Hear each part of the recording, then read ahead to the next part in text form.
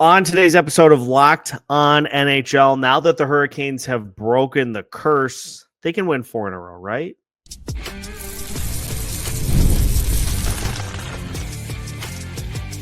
You're Locked on NHL, your daily podcast on the National Hockey League. Part of the Locked on Podcast Network, your team every day.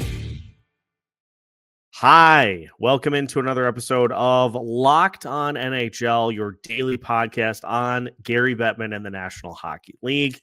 We thank you for making Locked on NHL your first listen each and every day. We are also your team each and every day as well. Make sure to subscribe on YouTube and your favorite podcast platforms so you don't miss out on any new episodes throughout the week. On today's episode of Locked on NHL, the Carolina Hurricanes have a pulse. They have not been swept, kind of. They beat the Florida Panthers to keep the series going. Now that their long losing streak is broken, can they keep it going in the Eastern Conference Finals? We'll also talk about the Dallas Stars and whether or not they can find a similar pulse to keep the Western Conference Finals going. And we'll talk about the World Championships as Team USA got some hardware. We'll discuss all of that on today's episode. My name is Seth Topal, host of Locked on Wild, joined by JD Young of Locked on Sharks. And JD, kudos to you for almost being right. Mostly being right. Because, right. Yeah, because the Carolina Hurricanes are not technically going to get swept, but even though they won to keep the series going, they beat the Panthers in Game 4, 3-0. Even though they are not going to get officially swept, it still feels like a gentleman's sweep to me. Yeah, I did. My bold prediction last week was the Carolina Hurricanes would not get swept. We had to sweat that one out, baby, because I was thinking about it all week long too. Just like, yeah, and I'm not even rooting for the Hurricanes. I'm rooting for the Panthers because the Panthers is just a more entertaining brand of hockey, and they're kind of entering that almost villain role of hockey. But for the Hurricanes, right? Like this was much more like Carolina Hurricanes hockey of just like play straightforward hockey, get the puck to the net as often as you possibly can. And they finally broke through tonight. And, they went back to Freddie Anderson. Anderson was outstanding tonight.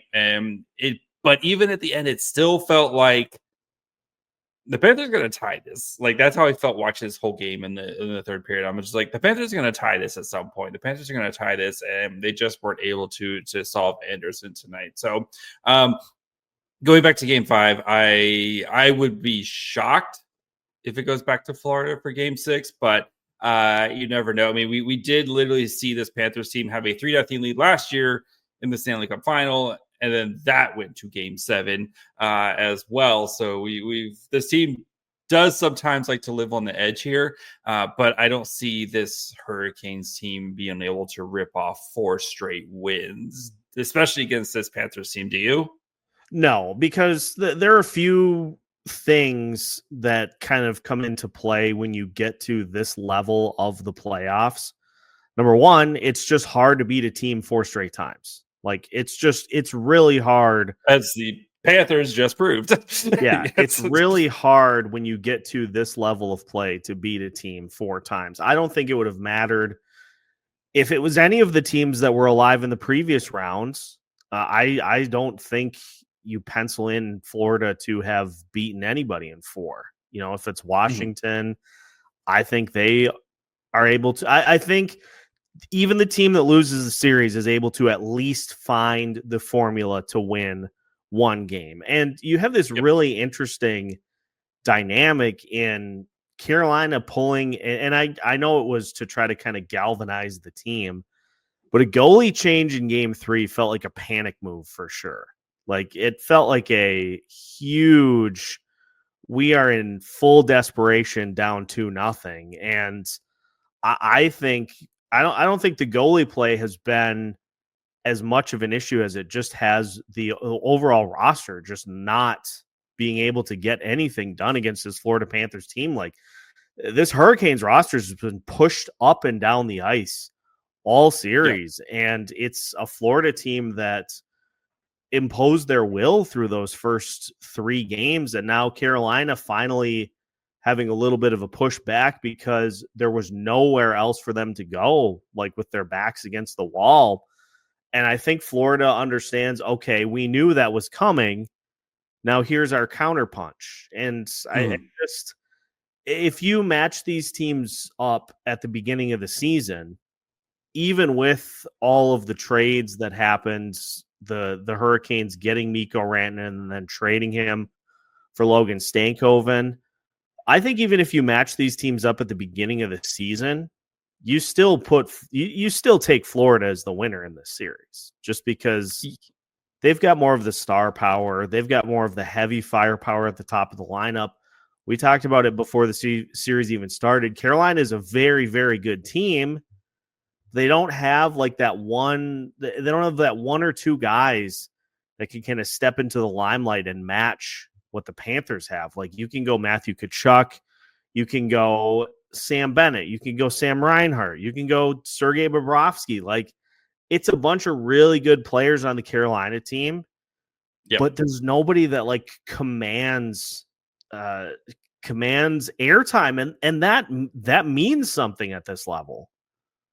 Yeah, it's the I think I tweeted or something a couple days ago with your systems are great, but at some point it comes down to talent. And I'm not just, again, it's not to say that Carolina isn't a talented team, but again, it's just this time of year, it usually comes down to difference makers and which difference makers can step up and, do something. And we're going to talk about that here in a little bit. We talk about the Stars. But yeah, it has been, a lot of not only the difference makers, but even guys who were former difference makers, Brad Marchand, right? Who's had a massive playoffs for the Panthers this season, right? But like, yes, some of these depth guys have been, kind of helping out with the Panthers and through the series and through the whole playoffs. But still, you look to their star players and their upper echelon players. And Tkachuk, who's had a bit of a quiet series against the Leafs, really come on in this series, right? Bobrovsky has been outstanding in this series. You look at Seth Jones trade, which we were all like, I don't know, man. Seth Jones has been his found new life playing for a team that's actually contending right now, and looks like it might be one of the trades of the year for the Panthers. So, and again, like, Slavin's a great player. Aho is a great player. And I think Stankoven is going to be a really great player as well. And Stankoven's had a really nice series. He had a huge goal tonight to give the Canes their first lead of the series. We're in game 4. But again, like, it's just no match. And especially for a Cats team that has been there and done that, right? They won it last year. They made it to the Cup Finals the year before.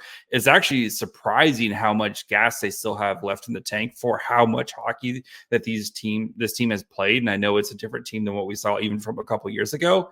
But still, like, those core pieces, right? Your Barkovs, your Ekblads, your like all those guys who have been here and been part of this new core for them. And like, tonight was just delaying the inevitable. Like I said, I think I would be surprised if this thing goes past game 5, especially with the possibility of a lot of rest for the Panthers.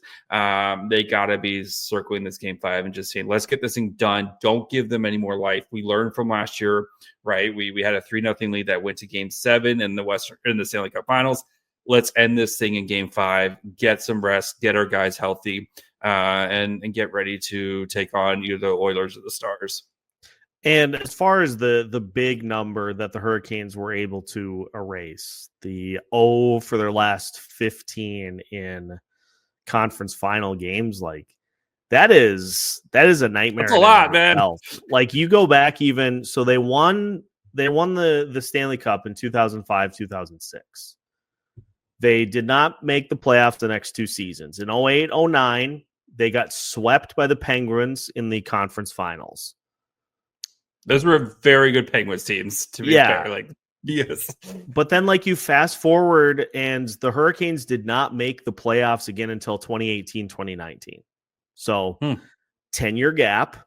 They got to the conference finals, swept by Boston. Very good Boston team. It was a pretty good Boston team at that point. They then lost to that Bruins team in the first round the next year after winning the qualifying round. That was 2019-2020. That was the bubble, if I recall correctly. Yes, yep. But then the next time they got to the conference finals, they got beat in 4 straight by the Panthers in 2022-2023. So that is similar. All those were like 1 goal, right? That was Brendan Moore's. We didn't get swept. We lost 4 times by like whatever quote he came up with or whatever. He still got swept, but especially to the Panthers, right? Where it just feels a little big brother, little brother here. And again, it's we'll see. I'm really curious to see. Like Eric Tulsky, I think is a really smart dude, and like I know the Rantanen trade didn't work out, but I wonder if the lessons he takes from this series, right, where you're just getting physically beaten, and then as well as like they're just better than us. I wonder what lessons he takes this offseason to try to get this Hurricanes team over the hump, because there's been a very good Hurricanes team the last few years, right?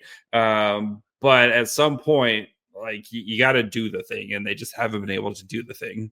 Well, that's kind of what Bill Zito did with the Panthers. Is like you had a good Panthers team, but it was one that clearly just could not get over the top, and so Bill Zito makes some drastic changes to this roster. I remember I was sitting at a baseball game on a Friday night when that trade happened. Yes.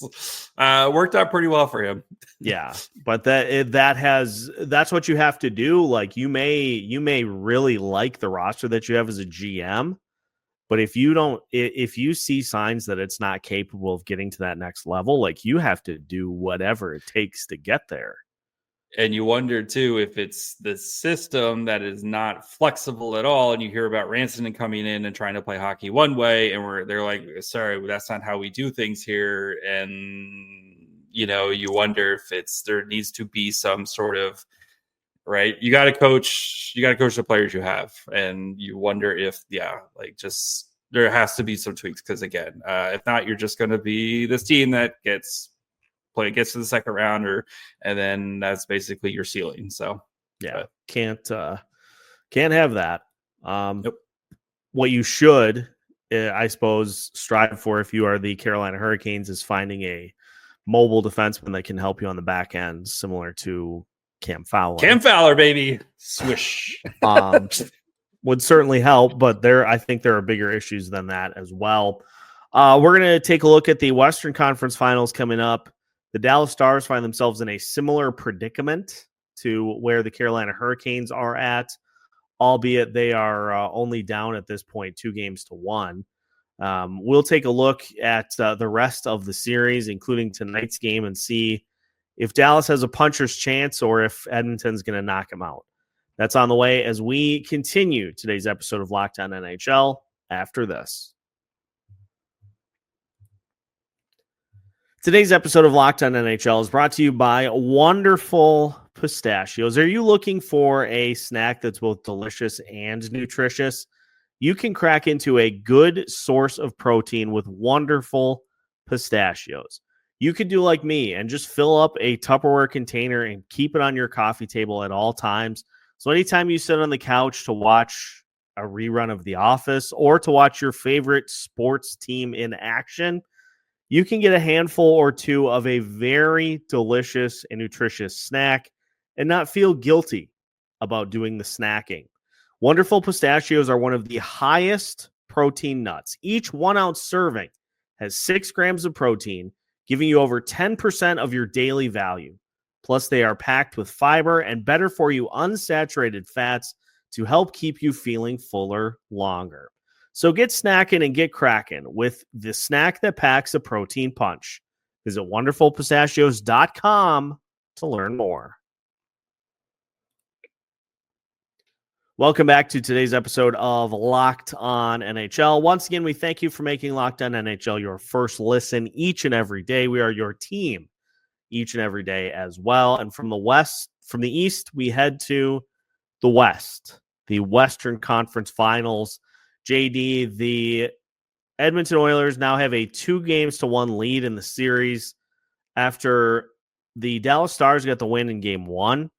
Yes. It's been a 3-0 win for Edmonton and then a 6-1 win for Edmonton.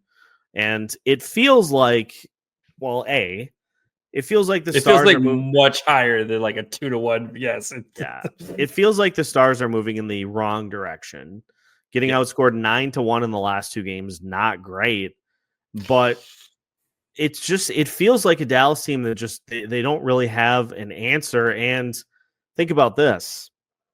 For as much as the goalie position has been a major point of contention for the Oilers, I mean, think about the fact that Stuart Skinner got benched in round 1.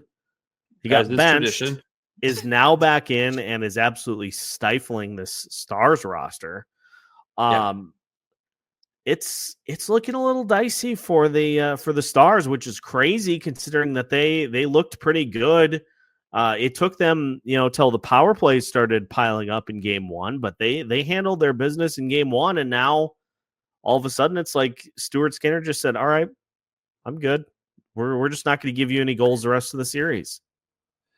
Yeah, and even like game 1, I mean, can you say that the Stars have outplayed the Oilers like just basically one period this entire through 9 periods, right? And that's that third period where you mentioned, right? They were able to get some power plays and they kind of got that avalanche going of goals there.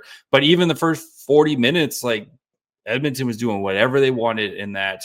And yeah, it just like game 3, the second period, Stars outplayed. I would say the Stars probably outplayed, but then Connor McDavid just goes McDavid the last like 18 seconds with just an absolute ridiculous goal.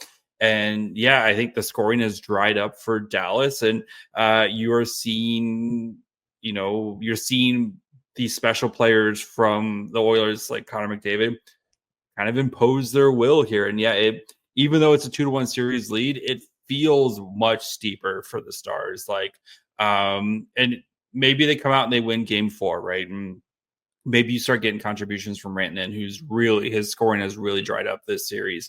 You start getting contributions from Jason Robertson, and maybe you get Rope Hintz back, who I know he warmed up last game, but then was declared out.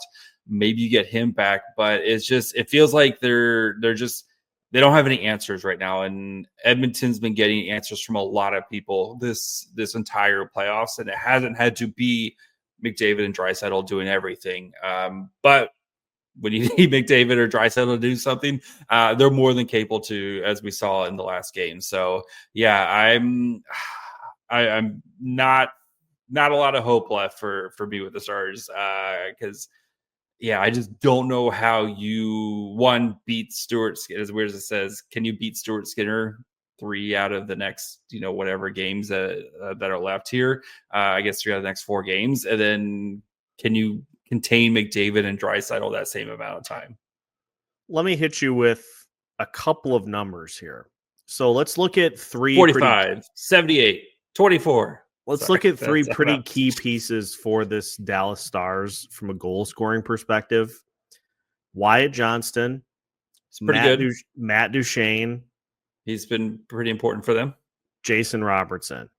Also, those are 3 really important goal scorers for the Dallas Stars. What if I told you they had 6 combined goals in the entirety of the postseason? That's hashtag not great, especially for a Stars team. Again, like they have Mikko Rantanen, but right, they kind of are one of those teams that lean on their depth a little bit, and they have a very deep team. And you're hoping that at least one of those guys is going at all times. That's kind of the hope. And not great, man. That's not great. What if I collectively told you?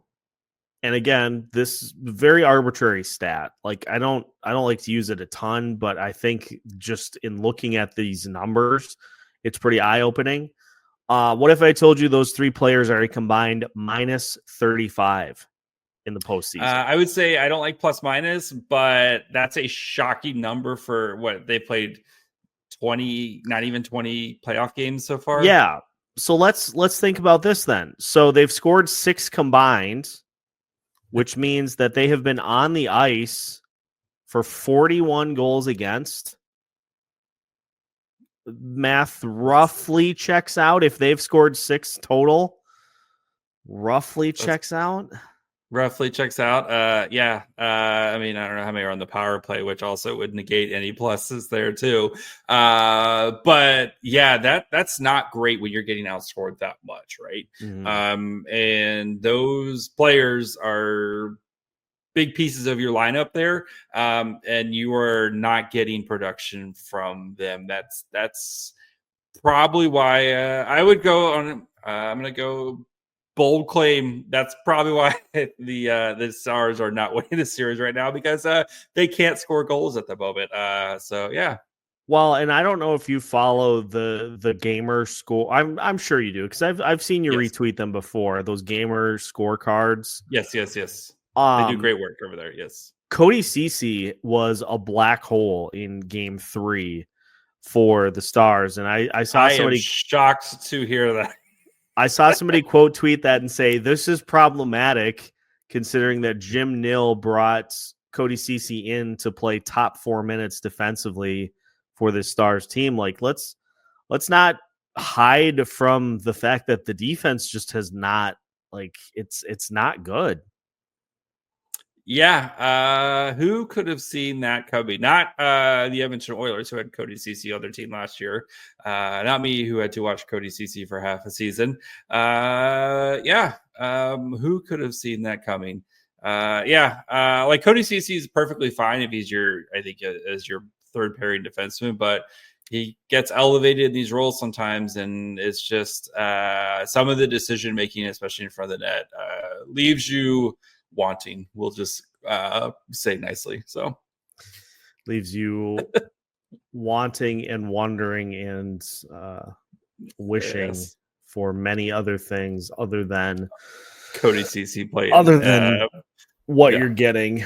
On the Edmonton side too, like, not only are you getting really good work from Connor McDavid and company, but just like everybody, Ryan Nugent-Hopkins. Here are the multi-goal. Let's go just Edmonton. Here are the multi-goal scorers that they've had in this series alone. Zach Hyman, Evan Bouchard, Connor McDavid, Ryan Nugent-Hopkins, all multi-goal scorers in the 3 games so far. Nugent-Hopkins has 7 points in the 3 games. McDavid, Bouchard, Draisaitl, Hyman, Kane, all are averaging a point per game in the series. Yeah, Kane has been outstanding this series. This entire playoffs, actually, Evander Kane has been outstanding. Bouchard, man. There's not many players where I see the hate from his Oilers fans on him, and I'm like, I would kill to have an Evan Bouchard on my team. Like, this dude's good.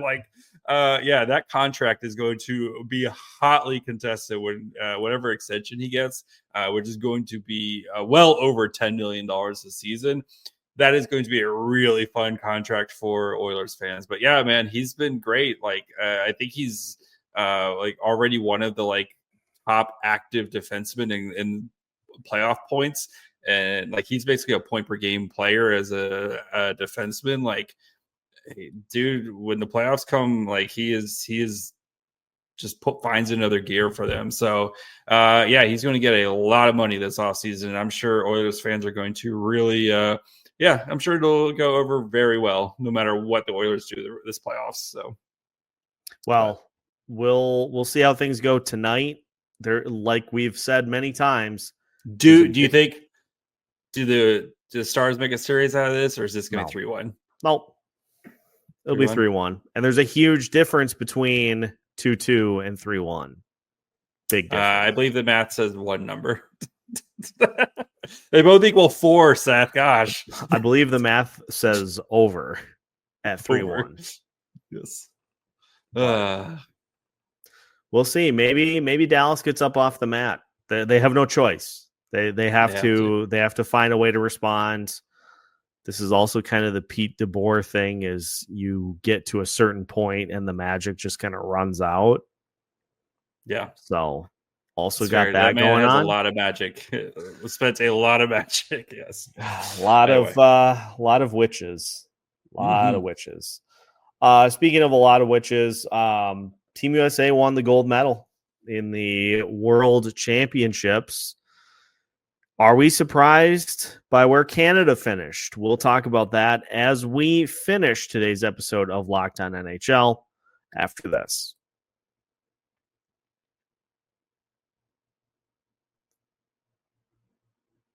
Final segment of today's episode of Locked On NHL. Once again, we thank you for making Locked On NHL your first listen each and every day. We are your team each and every day as well. Make sure to subscribe on YouTube, your favorite podcast platform, so you don't miss out on any new episodes throughout the week. JD, the World Championships were just wrapped up here within the last couple of days. Team USA captures the gold. Yes. First time in like literally 90 years that they win the gold. Hey, yeah. How about it? It's very surprising. Are we surprised that Canada placed 5th? No. Because this has now become a Canada thing of them kind of not doing well in tournaments. Like if you look at their World Juniors also having a disastrous, kind of tournament this year as well. Not surprising, right? And like, I know, like especially compared to other teams, like the US and Canada are going to be a lot of like guys coming in off the, kind of on the fly, right? Especially as teams seasons get over and stuff. And, compared to some of the other countries where they kind of spend a little bit more time playing together. But I think though, just the gap between just how good, like Canada's always been like the clear cut number one. I think that gap is you've seen over the past few years, that gap is shrinking, right? And there's just hockey's just becoming more popular and more readily available in other places. And you've seen the way the US has been playing over the past couple seasons and has been a bigger and bigger impact. Especially their World Juniors team, and like those World Juniors kids are going to start playing men's hockey. And you see like this USA roster was one of the youngest in the tournament at 24 years old. You had guys like Will Smith at 20, who's, a product of USA Hockey. Frank Nazar, also a product of USA Hockey. Like, a lot of these guys who were made big impacts kind of gone through the system. And, granted, they may not have played a lot, in the NHL together, but these guys have been playing together for a long time. And you've seen the investment that USA Hockey has made into its product, and it's starting to pay off right now. Like, I think, just the way US Hockey is, they're starting to clean things up here, and it's starting to be big time contenders in basically any tournament that they join. And I think for USA Hockey, like Tage Thompson had a big tournament. Like I said, Frank Nazar led the team in scoring. And like there's a lot of young pieces who are going to be with this team for a long time. And happy for Ryan Warsawski, who got to actually coach real hockey players instead of whatever the Sharks have been rolling out the past couple seasons. So happy for him to win here and kind of show like, guys, guess what? I can be a good coach here. So, but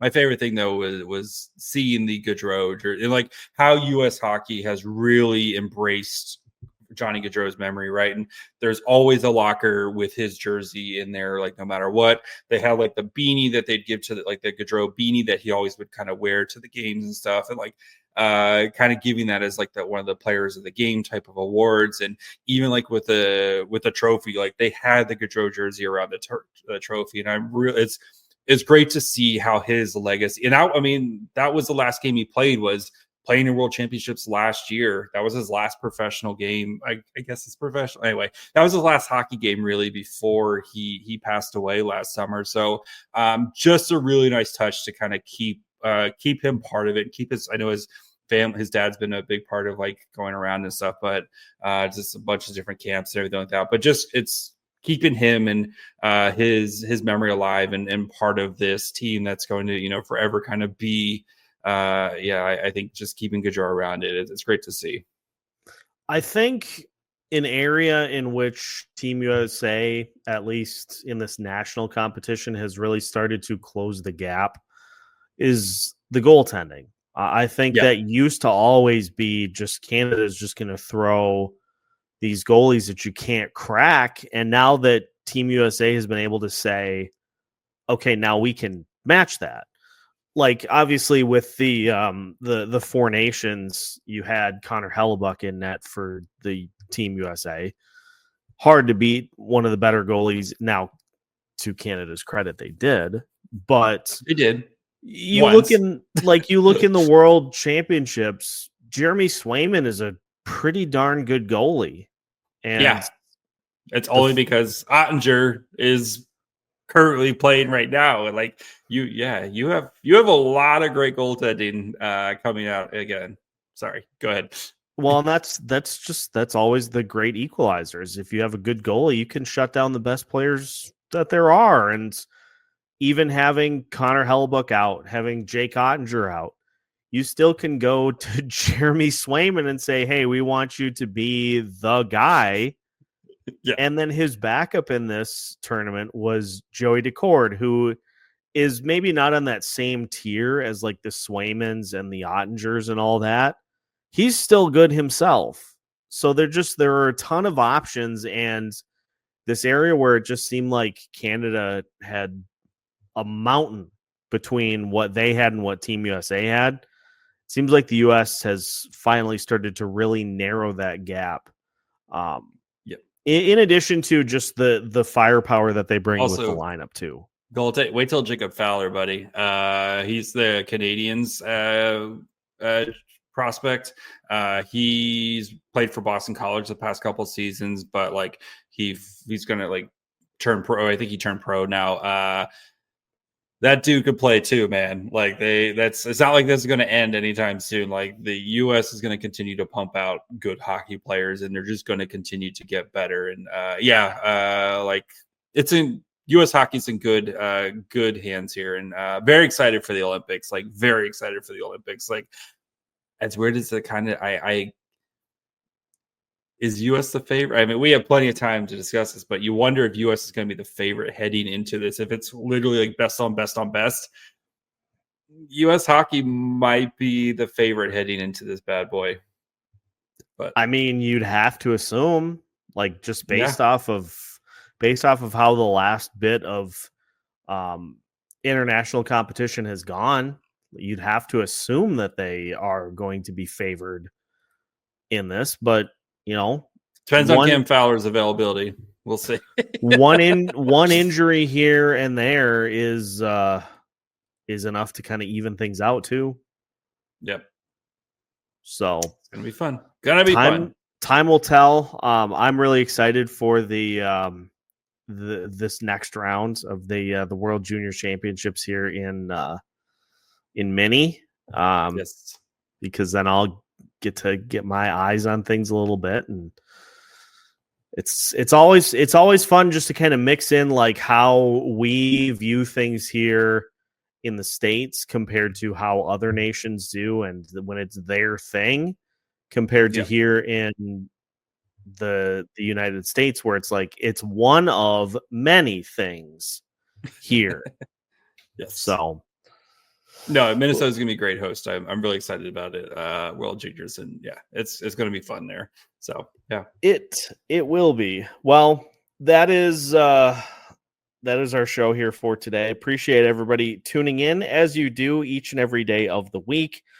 Again, make sure to subscribe so you don't miss out on any new episodes throughout the week as well.